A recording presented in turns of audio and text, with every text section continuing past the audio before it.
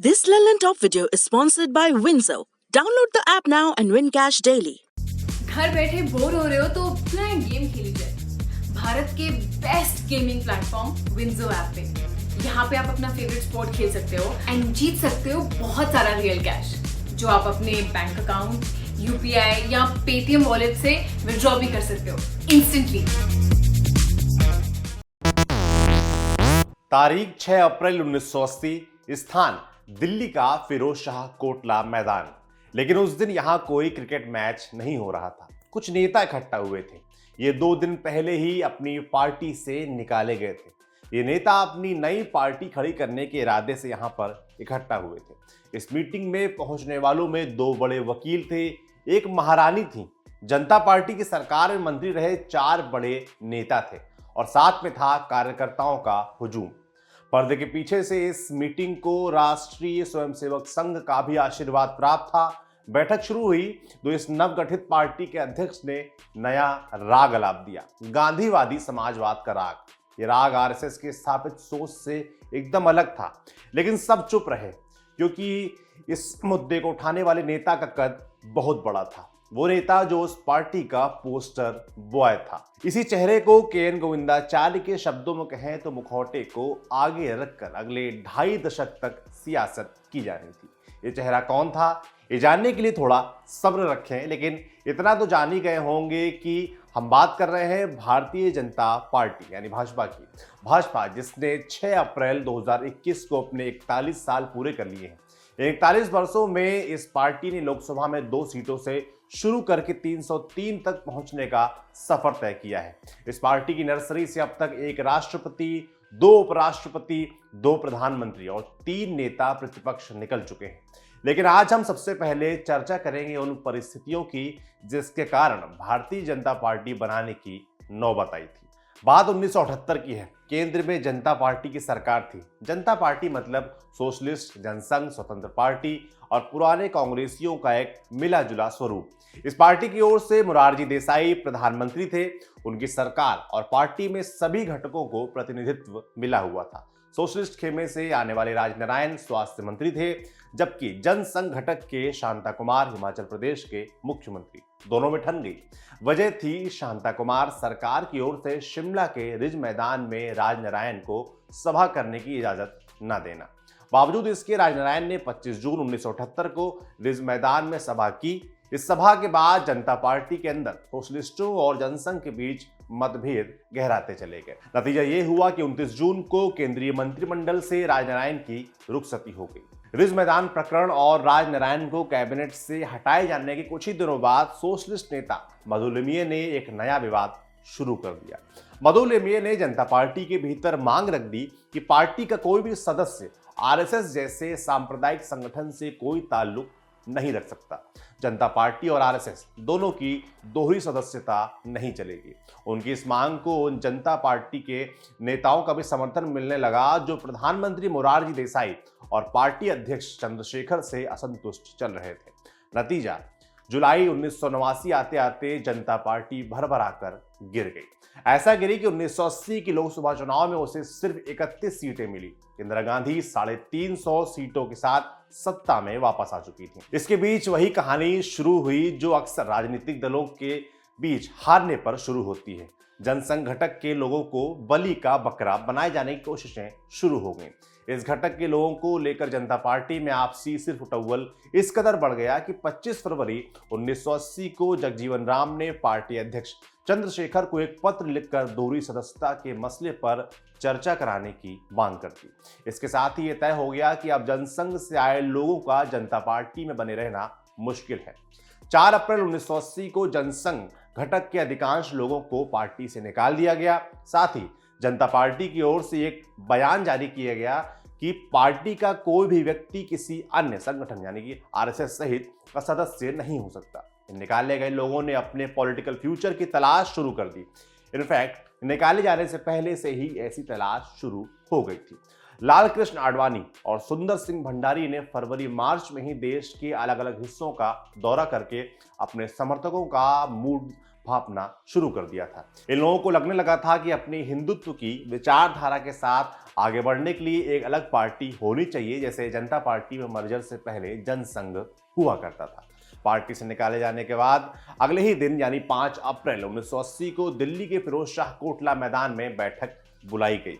Gwalior state की राजमाता विजय राजे सिंधिया की अध्यक्षता में बैठक में पूर्व विदेश मंत्री अटल बिहारी वाजपेयी, पूर्व सूचना प्रसारण मंत्री लालकृष्ण आडवाणी, सिकंदर बख्त, शांति भूषण और राम जेठमलानी जैसे लोग शरीक हुए। तय किया गया कि नई पार्टी बनाई जाएगी। इस प्रस्तावित पार्टी को आरएसएस का भी आशीर्वाद प्राप्त था, क्योंकि इसमें अधिकांश वही लोग आ रहे थे जो आरएसएस की नर्सरी से निकले थे और पूर्ववर्ती जनसंघ का हिस्सा रहे थे। अगले दिन 6 अप्रैल 1980 को नई पार्टी की घोषणा कर दी गई।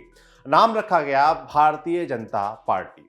अटल बिहारी वाजपेयी को इसका अध्यक्ष चुना गया। नई पार्टी में विजय राजे सिंधिया और राम जेठमलानी उपाध्यक्ष बनाए गए। लालकृष्ण आडवाणी, सिकंदर बख्त और सूरज भान को महासचिव बनाया गया। 6 अप्रैल की ही शाम को नवगठित पार्टी की ओर से प्रेस कॉन्फ्रेंस बुलाई गई, लेकिन आश्चर्यजनक रूप से इस प्रेस कॉन्फ्रेंस में नवनियुक्त पार्टी अध्यक्ष अटल बिहारी वाजपेयी ने हिंदुत्व या आरएसएस जनसंघ की किसी भी प्रचलित शब्दावली से परहेज रखा। उनका पूरा फोकस जयप्रकाश नारायण की संपूर्ण क्रांति के लक्ष्यों के इर्द गिर्द था। वाजपेयी ने गांधीवादी समाजवाद की स्थापना को अपनी पार्टी का प्रमुख लक्ष्य घोषित किया। दिसंबर 1980 में मुंबई के बांद्रा कुर्ला कॉम्प्लेक्स में भाजपा का पहला अधिवेशन बुलाया गया। 50,000 से ज्यादा पार्टी कार्यकर्ता इसमें शरीक हुए। इसी अधिवेशन में पार्टी नेताओं के साथ बंबई हाईकोर्ट के रिटायर्ड चीफ जस्टिस और पूर्व विदेश मंत्री MC छागला भी मंच पर दिखाई दिए, बिल्कुल पार्टी अध्यक्ष वाजपेयी के बाईं तरफ बैठे हुए। अधिवेशन के आखिरी दिन यानी 29 दिसंबर 1980 को जनसभा हुई। इसमें बोलते हुए जस्टिस छागला ने कहा, मुझे उम्मीद है कि मेरे बगल में बैठे अटल बिहारी वाजपेयी आने वाले समय में देश के प्रधानमंत्री होंगे।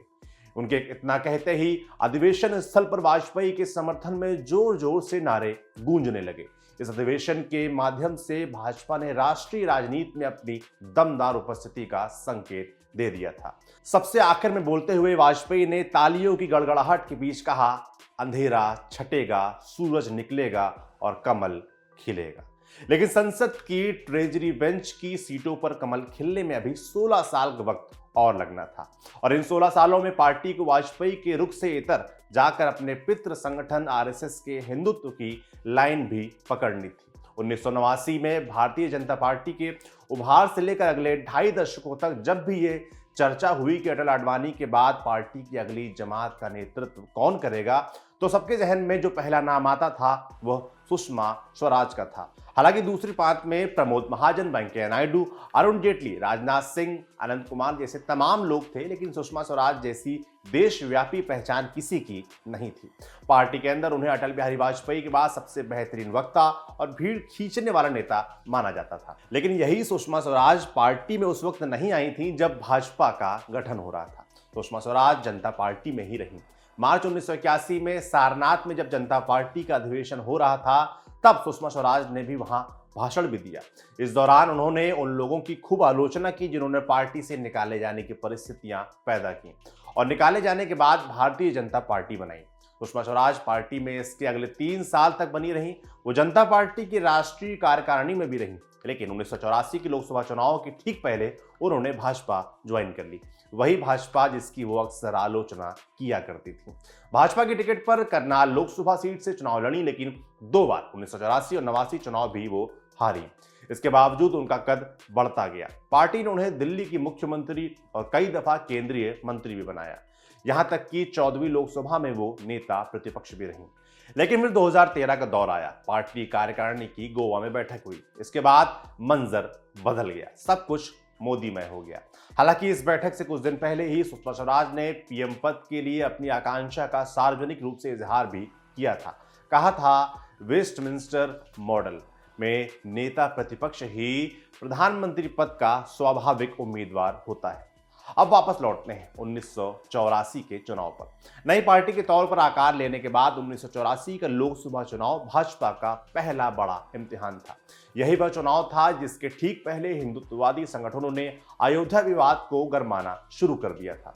बिहार के सीतामढ़ी से अयोध्या होते हुए दिल्ली तक राम जानकी यात्रा निकाली गई।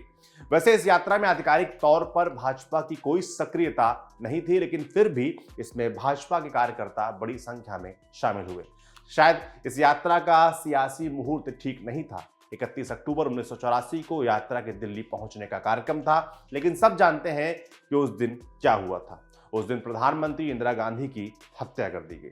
उस हत्या से उपजे माहौल में राम जानकी यात्रा से जुड़ी सारी प्लानिंग धरी की धरी रह गई। देश का माहौल दूसरी ही दिशा में घूम गया। सिर्फ और सिर्फ इंदिरा गांधी और उनकी शहादत की चर्चा हो रही थी। 1.5 महीने बाद होने वाले लोकसभा चुनाव पर भी इस हत्याकांड की छाया साफ नजर आई। ऐसी सहानुभूति लहर चली कि समूचे विपक्ष का सूपड़ा साफ हो गया। यहां तक कि अटल बिहारी वाजपेयी भी चुनाव हार गए। उन्हें ग्वालियर सीट पर माधवराव सिंधिया ने हराया। भाजपा की तो हालत ऐसी रही कि कुल 2 सीटें ही वो जीत पाए, एक आंध्र प्रदेश की नांदयाल और दूसरी गुजरात की मेहसाणा। इन चुनाव परिणामों पर प्रतिक्रिया देते हुए पार्टी महासचिव लालकृष्ण आडवाणी ने कहा था, ये लोकसभा का नहीं बल्कि शोक सभा का चुनाव था, इसलिए ऐसा नतीजा देखने को मिला है।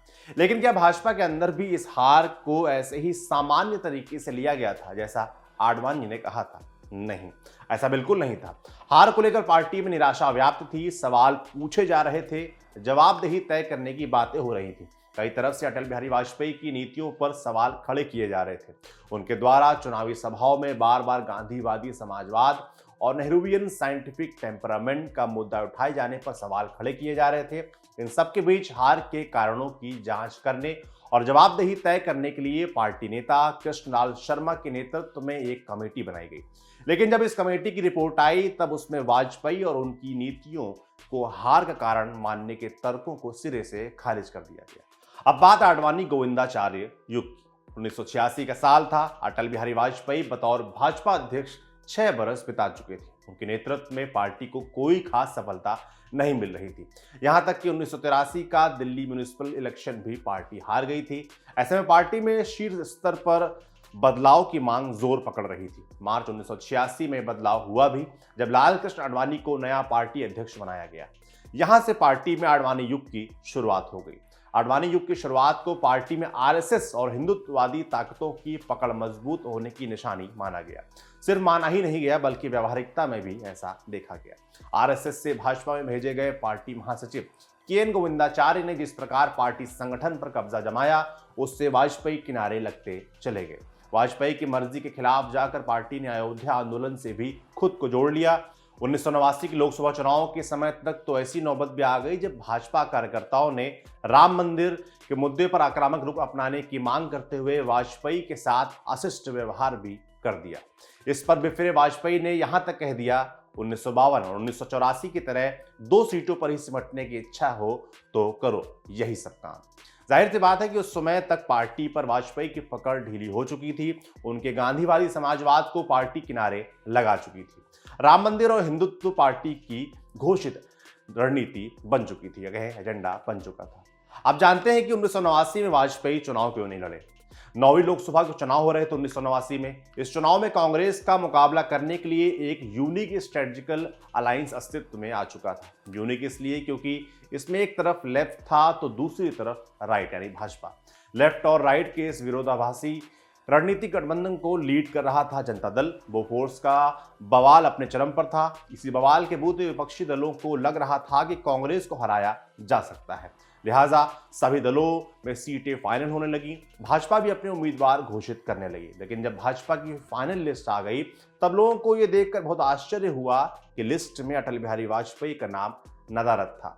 कहा गया कि उन्हें इसलिए चुनाव नहीं लड़ाया जाया ताकि वे ज्यादा से ज्यादा सीटों पर प्रचार कर सकें। लेकिन इस मुद्दे पर करीबी नजर रखने वाले राजनीतिक जानकारों के मुताबिक ये वाजपेयी को किनारे लगाने की कोशिश थी। पार्टी का नया नेतृत्व यानी कि आडवाणी गोविंदाचार्य उन्हें अपनी राजनीतिक महत्वाकांक्षा के रास्ते में बाधा के तौर पर देखते थे। इसके बाद की कहानी से तो कमोबेश सभी लोग परिचित हैं। जनता दल के साथ 1989 की स्ट्रेटेजिक अलायंस के कारण भाजपा की लोकसभा सीटें 2 से बढ़कर 86 हो गई। फिर चंद्रशेखर के प्रधानमंत्रित्व काल में मुख्य विपक्षी पार्टी का दर्जा हासिल हो गया। लालकृष्ण आडवाणी विपक्ष के नेता बने। इसके बाद 1996 में अटल बिहारी वाजपेयी के नेतृत्व में पहली बार केंद्र की सत्ता हासिल हुई, लेकिन भाजपा को अकेले दम पर बहुमत पहली बार 2014 में मिला और नरेंद्र मोदी प्रधानमंत्री बने। 2019 के लोकसभा चुनाव में तो भाजपा ने 300 सीटों का आंकड़ा भी पार कर लिया। तब से लेकर अब तक अपने दम पर केंद्र में सरकार चल रही है। भाजपा के सदस्य रह चुके रामनाथ कोविंद मौजूदा समय में राष्ट्रपति हैं। 2 लोग भैरव सिंह शेखावत और एम वेंकैया नायडू उपराष्ट्रपति पद तक पहुंच चुके हैं। 2 लोग अटल बिहारी वाजपेयी और नरेंद्र मोदी प्रधानमंत्री पद तक पहुंचे हैं। 3 लोग अटल आडवाणी और सुषमा स्वराज लोकसभा में नेता प्रतिपक्ष की जिम्मेदारी संभाल चुके हैं। आपके लिए ये किस्सा, ये जानकारी लाए थे हमारे साथी अभिषेक। देखते रहिए दी लल्लन टॉक।